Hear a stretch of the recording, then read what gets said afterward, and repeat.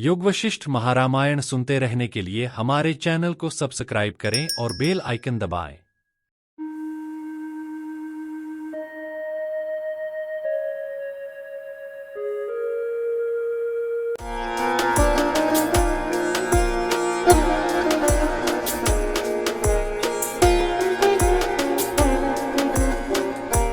पिछले सर्ग 30 में वशिष्ठ मुनि ने श्रीराम को समझाया कि यह संसार केवल एक मानसिक कल्पना है और सभी दृश्य पदार्थ, घटनाएं और यहाँ तक कि शरीर भी माया का ही हिस्सा है।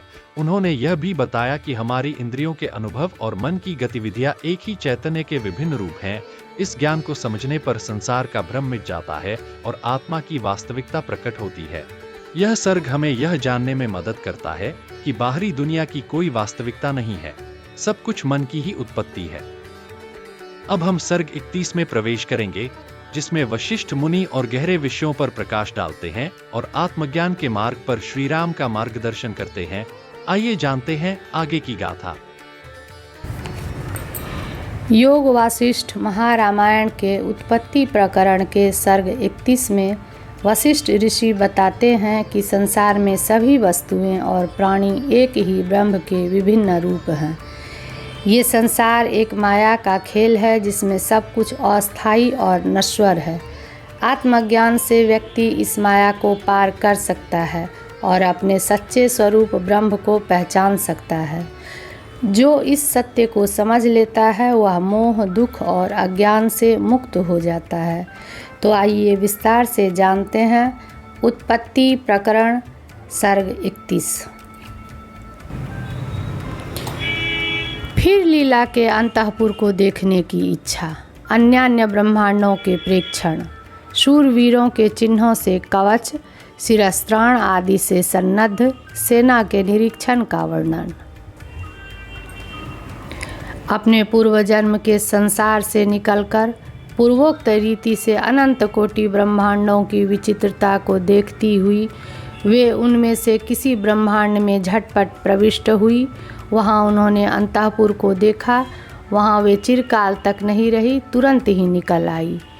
उस अंतःपुर में पुष्पराशि से परिपूर्ण महाराज का महान शव रखा था। शव के पास समाधि में आरूढ़ चित्त वाला लीला का शरीर बैठा था। शोक के कारण रात्रि के बहुत दीर्घ होने से उसमें लोग थोड़ी थोड़ी सुषुप्ति से युक्त थे। धूप, चंदन, कपूर और कुमकुम की सुगंधि से वह भरा था। उसको देखकर पति के दूसरे संसार को जाने की लीला को इच्छा हुई। लीला संकल्प मात्र देह से अंतःपुर में ही स्थित पूर्वोक्त मंडपाकाश में पहुंची। संसार रूप आवरण को तोड़कर और ब्रह्मांड के खप्पड़ को फोड़कर कुछ विस्तृत पति के संकल्प संसार में प्रविष्ट हुई।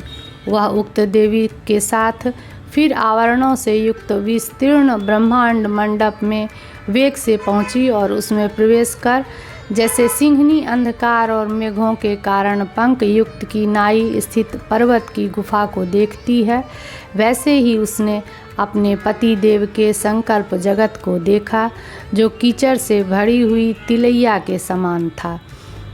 चिदाकाश में उन दोनों देवियों ने ब्रह्मांड के मध्यवर्ती शून्यात्मक जगत में जैसे दो चींटियां पके हुए अतएव कोमल बिल्व फल में प्रवेश करती है वैसे प्रवेश किया। वहाँ पर अन्यान्य लोकों, अनेकों पर्वतों और आकाश को लांघ कर वे विविध पर्वतों और समुद्रों से परिपूर्ण भूमि तल पर आई। तदंतर मेरु पर्वत से अत्यंत सुशोभित और 9 खंडों में विभक्त जम्बू द्वीप में जाकर भारतवर्ष में लीला के स्वामी के राज्य में पहुंची। इसी समय पृथ्वी के भूषण स्वरूप उस राज्य में किसी एक राजा ने अपने सहायभूत सामंतों से, जिसकी शक्ति काफ़ी बढ़ी चढ़ी थी, आक्रमण किया। उक्त सिंधुराज के साथ संग्राम छिड़ने पर उक्त संग्राम को देखने के लिए आए हुए तीनों लोकों के जीवों की आकाश में बड़ी भीड़ लगी थी। भय शंका रहित होकर आई हुई उन देवियों ने आकाशचारी सिद्ध गंधर्वों से आक्रांत उस आकाश मंडल को देखा। वह सिद्ध चारण गंधर्व और विद्याधर गण से युक्त था। शूरवीर पुरुषों के ग्रहण में उतावली करने वाली स्वर्गलोक की अप्सराओं से आवृत था। उसमें उन्मत्त भूत, राक्षस और पिशाच रुधिर और मांस के लिए ताक में बैठे थे। उसमें ऐसी पुष्प वृष्टि हो रही थी कि उससे विद्याधरों की स्त्रियों के हाथ भर गए थे। युद्ध दर्शन में अत्यंत अभिलाषा वाले अस्त्र शस्त्रों के आघात से अपना बचाव करने के लिए पर्वत के तटों पर बैठे हुए वेताल, यक्ष और कुष्मांडों से वह परिवृत था। अस्त्रों के मार्गभीत समीपवर्ती आकाश भाग से स्वरक्षार्थ संपूर्ण भूतगण उसमें भाग रहे थे। पौरुषाभिमान से क्षुब्ध योद्धागण दर्शकों का आमोद प्रमोद कर रहे थे। सब लोग परस्पर निकटवर्ती भीषण संग्राम की चर्चा कर रहे थे।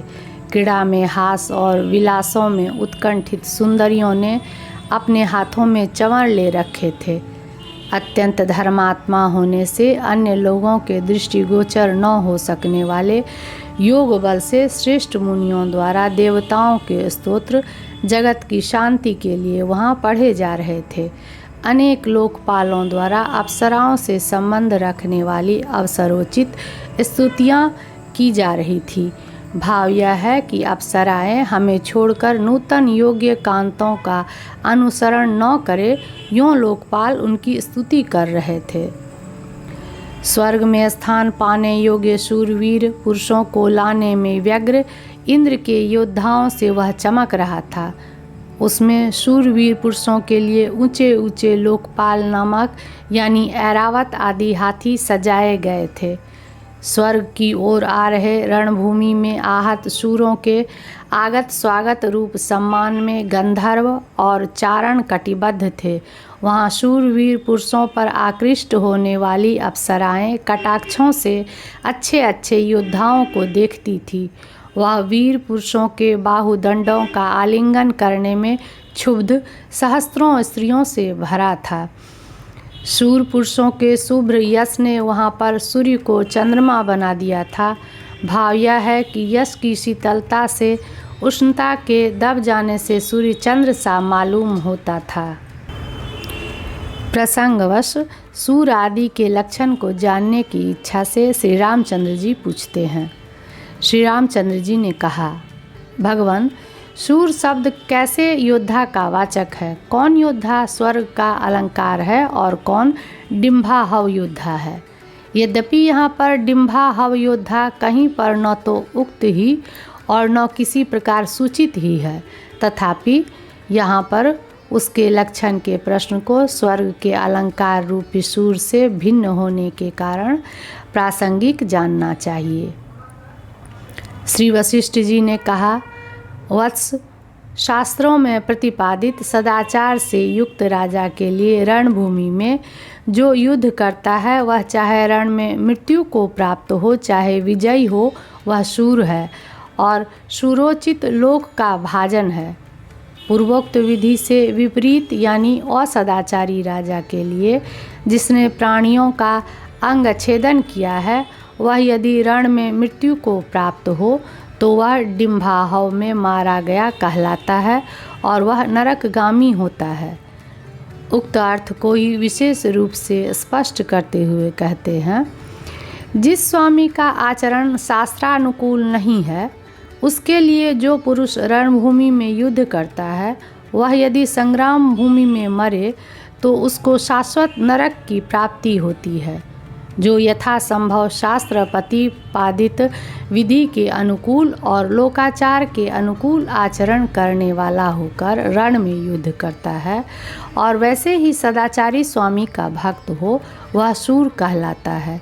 सुमते, गाय के रक्षण के लिए, ब्राह्मण के रक्षण के लिए, मित्र के रक्षण के लिए, शरणागत के रक्षण के लिए युद्ध रूप उपाय द्वारा जो मृत्यु को प्राप्त होता है, वह स्वर्गालंकार है, अवश्य परिपालनीय। अपने देश की मुख्य वृत्ति से रक्षण में जो राजा सदा उद्यमी है, उसकी विजय के लिए जो युद्ध करते हैं वे वीर हैं और उन्हें वीरों का लोक प्राप्त होता है। प्रजाओं के प्रति सदा कुछ न कुछ उपद्रव करने वाले राजा अथवा राजा से भिन्न जमींदार आदि राजा के लिए जो युद्ध में मरते हैं वे निसंदेह नरकगामी होते हैं। शास्त्रानुकूल आचरण न करने वाले का आश्रय लेना ही नरक का हेतु है। उस पर यदि वह प्रजाओं के प्रति उपद्रव करने वाला हो तो उसका आश्रय लेना नरक का हेतु है। इसमें कहना ही क्या है। इस आशय से फिर पूर्वोक्त बात को कहते हैं। शास्त्रानुकूल आचरण न करने वाले और प्रजा को पीड़ित करने वाले राजाओं अथवा राजाओं से भिन्न मालिकों की विजय के लिए जो रण में छिन्न भिन्न शरीर होकर मरते हैं वे निश्चय नरकगामी होते हैं।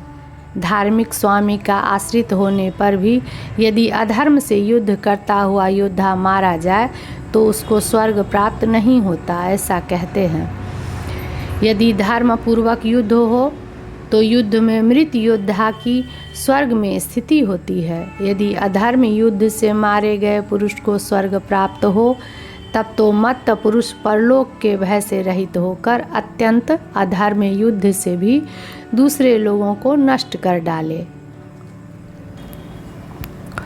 यदि ऐसी बात है तो अपने प्राणों से दूसरे के प्राणों की बाजी लगाकर शस्त्र को उठाकर शूर जहाँ जहाँ भी मारा जाए वहाँ उसे पद पद पर स्वर्ग है इत्यादि साधारण लोक प्रवादों की क्या गति होगी।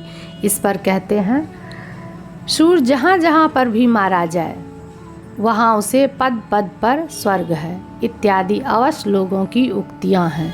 किंतु धर्म के लिए युद्ध करने वाला पुरुष शूर है। शास्त्र का तो यही निश्चय है। जो लोग शास्त्र प्रतिपादित आचरण वाले प्रभुओं के लिए खड़ग की धार को सहते हैं वे शूर कहे जाते हैं। शेष लोग डिंभाहव में मारे गए कहे जाते हैं। उनके लिए रणभूमि में और आकाश में शूरता को प्राप्त महाबलशाली को प्रिय कहने वाली सुरंगनाएं उत्कंठित होकर खड़ी रहती हैं। विद्याधरों की अंगनाओं के मधुर और मंद मंद गायन से गुलजार मंदार के फूलों की मालाओं के गूंथने में व्यग्र कामनियों से युक्त और जिसमें देवता और सिद्धों के सुंदर सुंदर विमानों की पंक्ति विश्राम ले रही थी, ऐसा आकाश उत्सव के लिए बहुत बढ़ी चढ़ी शोभा से युक्त सा अत्यंत शोभित था। इत्याकर्षे वासिष्ठ महारामायणे वाल्मीकिये देवदूतोक्ते मोक्षोपाये उत्पत्ति प्रकरणे भाषानुवादे युद्ध प्रेक्षिक स्थितांबर वर्णनं नाम 31 सर्गः। सर्ग 31 में हमने देखा कि वशिष्ठ मुनि ने श्री राम को जीवन की गहरी सच्चाइयों और ब्रह्मांड की माया के बारे में और अधिक विस्तृत ज्ञान दिया। इस सर्ग में उन्होंने समझाया कि कैसे संसार के सभी अनुभव और घटनाएं हमारे चित्त की कल्पनाओं के परिणाम स्वरूप होती हैं।